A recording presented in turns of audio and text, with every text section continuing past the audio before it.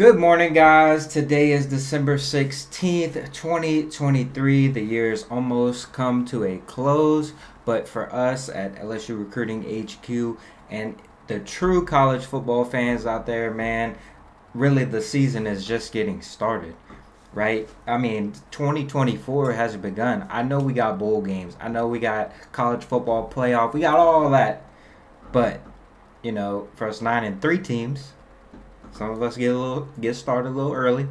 Nothing wrong with that. Absolutely nothing wrong with that. All right, what's going on, guys, man? Today we got a lot to talk about. It's been a while, I feel like, since we've last seen each other, A lot of people got opinions about this. A lot of people got opinions out that. I'm here to bring you my opinion about everything. That's what we're here for. And your job, all you're here to do, right, is if you like the video, subscribe to the channel, man. It's free, costs you absolutely nothing. I promise. Scouts honor costs you absolutely nothing. We're talking transfer portal, guys LSU's getting, guys LSU's got, guys LSU want. That's what we're talking about today. We're talking about recruiting. And, of course, we got to talk about the 2024 schedule release for the SEC. That thing is wild. I got my take on it. I know you guys got your opinion on it. We'll go down LSU's schedule. We'll talk about the SEC schedule in general and what that means for college football. But let's jump into probably the biggest news that's going on right now, and that is the transfer portal, guys. We got Xavier Thomas, a John Ehret standout back in high school, goes to Mississippi State, starts off and still is a dynamic punt and kick returner. He has a punt return, he has a kick return for a touchdown in his first 2 years at Mississippi State. But not only is he a kick returner, he has become a dynamic wide receiver for that offense and what they were doing. I'd love to get Cortez Hankton in there, get him working with our wide receivers, man, and see what he can become. I got a feeling him and Aaron Anderson together, man, that sounds like a scary duo there in the slot. Another guy LSU popped on yesterday was Jordan Gilbert out of U-High, Baton Rouge's finest, man. Played safety for the Aggies over there at Texas A&M. He wants to come back home, and LSU is more than welcome to have him. Obviously, all that news coming all in one day. The other disappointing news was that Sage Ryan announced he will enter the transfer portal. That recruitment, man, that was one that went down to the wire between LSU and Alabama, and LSU was able to snag him a 5-star safety from LCA, Lafayette Christian Academy down there. And guys, it just never kind of panned out. He never kind of lived up to that hype. No fault, obviously, you never know what's going on internally and what the coaching staff is getting in there.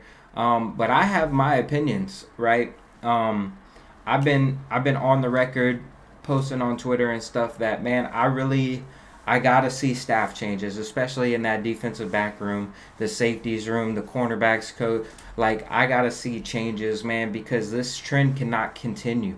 It's not sustainable. It's not a way to build for success.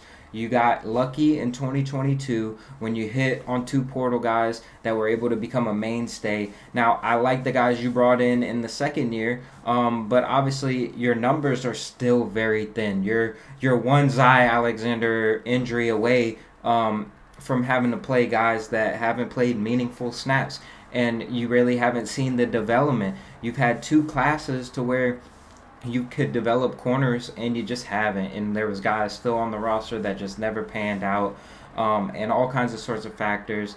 I think out of everything, defensive coordinator, linebacker, defensive line, all that stuff, the defensive back room has to get fixed. It has to become that staple that LSU once was with DBU. I don't know what the answer is. I don't even know if LSU is going to make a change. That's just my opinion on the matter. I know a lot of you guys have your opinions on it. A lot of you guys want to see Corey Raymond back. A lot of you guys don't want to see Corey Raymond back. I don't know what LSU is going to do. I don't really care what they're going to do, but something has to change in the back end of this defense.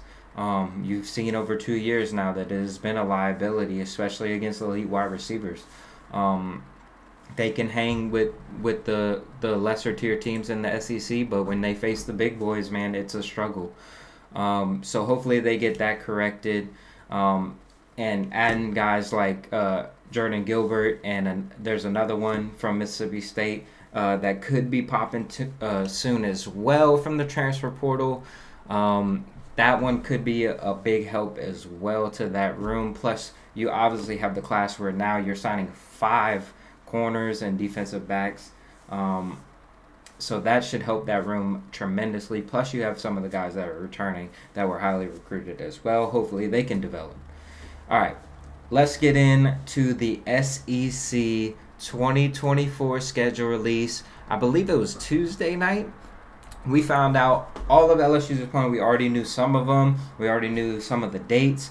But obviously, the one that everybody's kind of talking about, and one that kind of surprised me, I assumed when they announced that Texas A&M stuff was going to happen on Thanksgiving, I kind of figured that was going to happen. But I also figured that Arkansas was just going to move right back into that last game of the year spot, and it turns out it is not going to be that, at least in 2024. Now this is not like the set schedule, like they haven't came up with a configuration yet to where that they have a set schedule every year and like how it rotates and all that stuff. They haven't come up with it yet. They kind of just threw this together for this year as kind of like a test run. They're still not sure if they're going to do 9 conference games or 8 conference games. I'm a big proponent in the 9 conference game schedule. I want to see SEC teams play almost all the SEC teams every other year at least. Obviously, most of you guys already knew the opponents, just didn't know the dates. Teams like Auburn aren't on there. So that's a little bit new to everybody. You face both USCs. You face West Coast USC. You face East Coast USC. They're in the first 3 games of the season. Obviously, everybody already knew this going into the schedule release, but LSU kicks it off on a Sunday night opening weekend in Las Vegas, Alliance Stadium, the Vegas Kickoff Classic against USC, the Trojans. And that is going to be such an interesting matchup. Like, what is USC going to be next year? I know they got some crystal balls in there for like Will Howard right now. Who's going to play quarterback for USC? Heck, what is Nussmeier going to do? I couldn't believe this, guys, when I actually looked it up. But Garrett Nussmeier has never made a start in his years at LSU. He's played a bunch, but he has never taken the first snap of the game. Even going back to that 2021 season when he was a freshman, and I was like, I thought he started that Arkansas game, but he didn't. He came in relief for Max Johnson, and he did what he did. But yeah, he hasn't started a game. And then the SEC championship, he threw for all those yards. It was because Jaden got hurt in the first quarter. So yeah, he's never made a start. That game against you, well, we'll see how the bowl game goes. I don't think Jaden Daniels is playing, so I think that'll be his first start. But his first regular season start will be against USC next year in Las Vegas. What an exciting matchup that's going to be. Then you roll into week 2. You got Nichols coming into Baton Rouge, a classic in-state game. This is one of 4 non-conference games for LSU this year. And also, I believe this is the first time that Nichols is rolling into Tiger Stadium, if I'm not mistaken. I'm not 100% sure on that, but I'm almost positive that Nichols, UCLA, and South Alabama are all playing LSU at Tiger Stadium for the first time. Then week 3 comes an interesting matchup here. If you look at what South Carolina's doing in the portal right now, they're kind of rebuilding that roster. So not going to really know what they're going to be at this point. September 14th, week 3, LSU heads to Columbia, South Carolina for the first time since 2008. And I know this because I live in South Carolina. And that's the only time I used to be able to come watch them. It was that the one time in 2008 they had the hurricane in 2015 where they moved the game to Baton Rouge, as many of you guys know. So yeah, first time back to Williams-Brice, that place gets rocking, man. That's gonna be a tough place to play. We'll see what the timing is and what time the game is set for. But man, that place at night, if you guys want to take a road trip, that is a fun place to go for sure. And if South Carolina's playing well, it's always a tough battle with them. Obviously, when they get hot, We'll see what they do with their quarterback situation, but that's definitely going to be an intriguing game. LSU kicks off conference play on the road. Usually in that Mississippi State spot, but this year it is South Carolina. And then we coming for that get back. Coming for that get back. Saturday, September 21st, first game 4, LSU versus UCLA. UCLA coming back to Baton Rouge after we went there to the Rose Bowl. Oh man, and I have such bad memories. One of my best videos I ever done statistically was my rant after that UCLA game, because that's how pissed I was. That was the day where I was like, Ed Ogeron's gone. Like, this team gotta get torn down, and what do you know? A couple weeks later, that's what happened. But UCLA coming back. Who knows who's going to play quarterback? Like, with this transfer portal stuff, like, you have no clue who is going to be on these teams that you're playing. Like, usually you have a decent idea, and some teams you still do. But being so early in the portal season, man, you have no clue who the heck is going to be playing on any of these teams. And then another one, LSU's first, or South Alabama's first time in Baton Rouge on September 28th, the 4th game of the year. And I believe that's the final non-conference game of the season right there. Already in September, you have played your entire non-conference schedule. All right. Then you get a bye week. This year, what's new about the SEC schedule? You get 2 bye weeks, which is kind of, I don't know how I feel about it. I'm not going to lie to you. Like, I love watching LSU. I think it's good for the kids. I think they deserve that bye week. But, man, it kind of sucks for me because I love watching LSU, and I hate bye weeks, right? Like, who doesn't? Who likes bye weeks? Who likes when there's college football on and your team's not playing, right? But LSU, the biggest thing about this schedule, I think this year, is this might be the greatest. Now, I don't know what happened pre, 19, we'll just say 2000, right? I'm younger. I mean, I was born in the late 90s, right? So, in my whole entire life, this has got to be the best home schedule that LSU's ever had. We're obviously going to go through the entire schedule, but I'm just going to read you off the home games for LSU, right? You got Nicholls, you got UCLA, you got South Alabama, you got Ole Miss, you got Alabama, you got Vanderbilt, and you got Oklahoma. Now, I don't know about y'all, but the UCLA game, Ole Miss, Alabama, OU, those are 4 marquee games to me. I know what some people would say about the UCLA, but that's a big out of conference game. You're playing Big Ten football now. You're playing the Big Ten's finest at UCLA and Southern Cal. You're getting the double dose of the Los Angeles schools this year. But back to the schedule, man. October 12th, coming off a bye week now, you get LSU versus Ole Miss. This is another one. We getting that get back. Ole Miss is doing some things in the portal, though. Keep an eye out. If they end up landing Walter Nolan, look out for Ole Miss. They're doing everything they can. They want to make that playoff. That 12 team has put some of these teams that were on the fringe, man, in the extra high gear, man, and they are pushing hard in this portal, man, getting these kids left and right. They've gotten 4 or 5 kids where I was like, how in the heck did they land him? But they've been doing it, man. But listen. We got to get that shit hurt this year. All right, we're going to get that get back.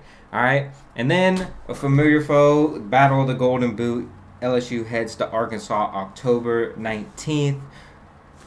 Who knows what's going on with Arkansas? Is Sam Pittman going to be the coach by this time? What if he loses a couple games? Do they can't? I don't know. Whatever happens with that game. It's never been, one of my favorite games on the schedule. But it is what it is. It's a trophy game. Got to win it. All right, and then the former rivalry weekend opponent, you go to Texas A&M this year with new coach Mike Elko at the helm and new strength and conditioning coach, former LSU guy, man, Tommy Moffitt heading to A&M. Hurts the soul seeing that guy wearing other colors except purple and gold. But it's happening, man. October 26th, LSU heads to College Station and takes on Texas A&M. And then you got the traditional bye week, week before Alabama, man. What is that, Halloween weekend or something like that? First weekend in November, you get the bye week. And then Alabama comes to town, man. Enough said, right? everybody knows, biggest game of the year. No, this is it. This is the game that usually determines your season, whether you consider it a success or a failure. In the grand scheme of things, if you want to win the SEC and you want to compete for championships, that's the fucking team you gotta beat. Alabama coming to LSU after last visit. LSU took care of them, but no Jaden Daniels this year. We'll see what the quarterback situation, what the offensive situation is looking like for LSU at this point in the season. And then you get at Florida the following week. This could be a tough game depending on how the Alabama game goes, a trap game or even just like a mentally beat down game. Like, right? You face A&M, Alabama back-to-back weeks. Those are two probably the most physical teams in the league. And then you go to Florida. Who knows what's going to happen with Billy Napier? Like, they're losing commitments left and right. They're missing guys out of the transfer portal. They got guys leaving. And they have the toughest schedule in college football next year. Like, holy cow. They play the entire state of Florida and the SEC schedule. It's absolutely wild. And then you get Vanderbilt. Throwing in a nice little bye weekend there right before, they cried about us playing like teams like Georgia State and like all that. Well, they blessed us with Vanderbilt this year, so getting the win. Vanderbilt coming to Baton Rouge. I can't even remember the last time Vanderbilt was in Baton Rouge. I think it was 2008 too. Honestly, it's been a while. We went to Vanderbilt like back-to-back years. Went to Vanderbilt, and they're coming to Baton Rouge this year. So make sure get your tickets in advance. So that game's gonna be packed. Then. The game probably everybody most talked about. I seen Big Game Boomer on Twitter talking that ish. He ain't got no room to talk. All right, hung 63 on him last time we seen him. They don't want these kind of problems.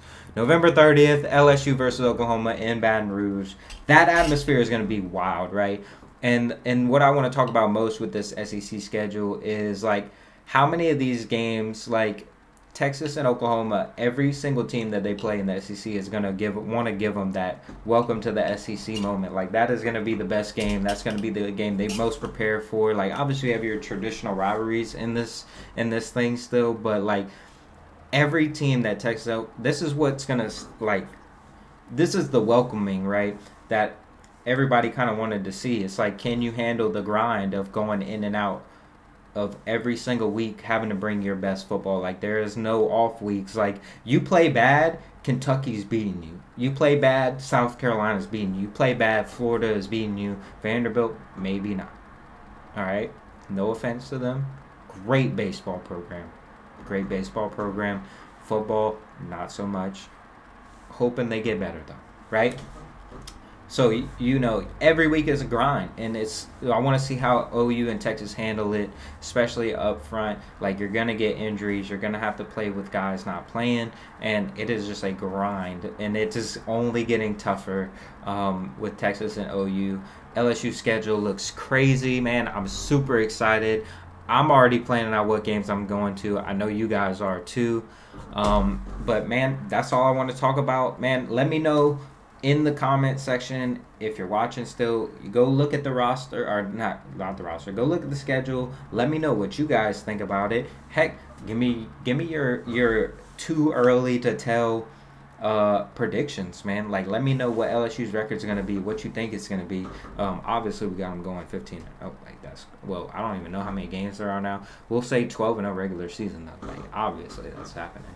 But if you're not already, man, please subscribe to the channel, like the video, drop a comment. Like I said, man, let me know what you guys are thinking. Let me know how this thing's going, man. If you like the content, what you want to see, we can get it all cooking up for you guys, man. I hope you guys have a safe, happy holidays, man. I'm sure we're going to be doing this again. Make sure you watch LSU basketball today at noon.